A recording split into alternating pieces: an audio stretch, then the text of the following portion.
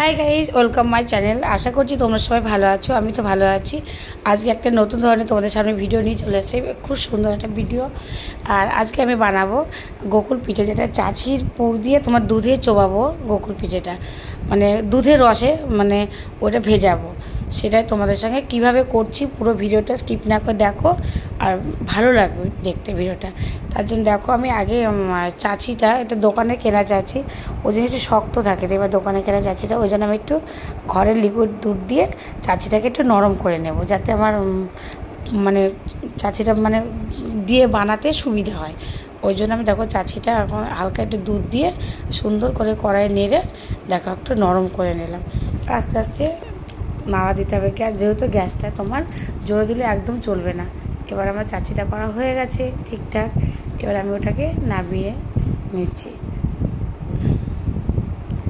এবার আমি কড়াইয়ের মধ্যে তোমার বসিয়ে দিচ্ছি দুধ গরম করতে। এখানে আমি 2 প্যাকেট দুধ নিয়েছি,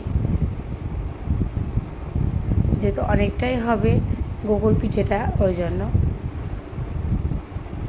এবার ওদিকে আমি দুধটা বসিয়ে দিয়েছি কমিয়ে, আর এদিকে আমি অল্প একটু তোমার আটা আর তোমার চিনি, একটু হালকা একটু সুজি দিয়েছি, যেটা তোমাদের দেখাতে পারিনি। সুজি দিয়ে ভালো করে এটাকে মেখেছি। সুজিটা বেশি দিলে ভালো লাগবে না, অল্প সুজি দিয়েছি, আর তোমার আটার ভাগটা একটু বেশি দিয়েছি, আর চিনি দিয়ে তোমার ভালো করে এটা একটা ব্যাটার তৈরি করে নিচ্ছি। দেখো, এটা খুব যে একদম মোটা তাও না, বা খুব যে পাতলা তাও না। দেখো সুন্দর করে নিচ্ছে। রেখে দুধ ফুটে গেছে, দুধের মধ্যে দিয়ে দিচ্ছি তোমার চিনি।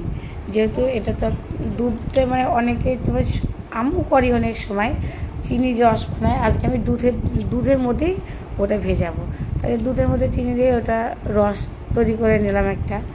আর এই দেখো, আমি এবার চাচিগুলো একটা শেপ করে নিচ্ছি, মানে একই সাথে মানে গুছিয়ে নিলে কাজটা সুবিধা হয় না। এক এক করে এগুলো করে নিচ্ছে। এই ভিডিওটা আমার অনেকদিন আগেই করা ছিল, আমি তো ভিডিওটা আজকাল করে তোমার করা হয়নি, খুব কাজে একটু চাপ ছিল, তার জন্য। মানে শীতে করেছি, আমাকে দেখে অবশ্যই বুঝতে পারছো শীতের ভিডিও। আর এদিকে দুধটা আমার রেডি হয়ে গেছে, আর এখানে 3-4টে মতো এলাচ তোমার থেতো করে দিয়ে দিলাম, তাতে সেন্টটা খুব সুন্দর আসে। এবার ভালো করে নাড়া দিয়ে দুধটাকে ঘন করে নিচ্ছি।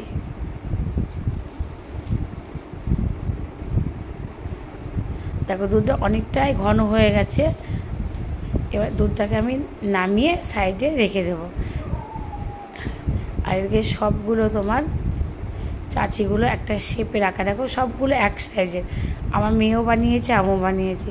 এবার দেখো কড়াইয়ে তেল বসিয়ে দিয়েছি, তেলটা ভালো মতো গরম হয়ে গেলে ওই একটা একটা করে তোমার চাচির ওই যে শেপটা বানিয়ে রেখেছি ওইগুলো ওই যে ব্যাটারটা তৈরি করলাম সুজি আটা চিনি দিয়ে, তার মধ্যে চুবিয়ে ওই দেখো আমি তেল এখন ওগুলোকে ভাজতে বসিয়ে দিচ্ছি।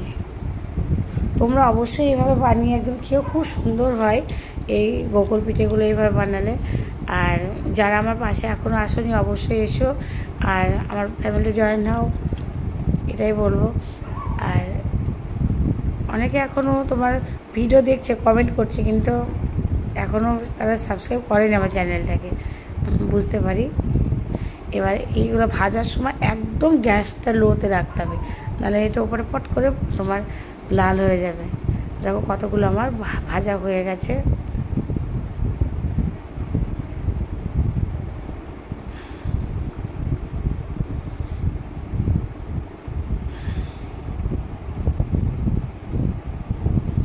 আজকে ছিল বাড়িতে প্রচণ্ড কাজ, যেহেতু আমার রান্নাঘরটা পুরো অগোছালো হয়ে আছে। আজকে আমার অ্যাডজাস্টার ফ্যানটা আজকে খুলতে এসছে, তেল মানে গড়িয়ে তেলটা দিকে চলে আসছে, ওই জন্য রান্নাঘরটা পুরো এলোমেলো হয়ে আছে আজকে।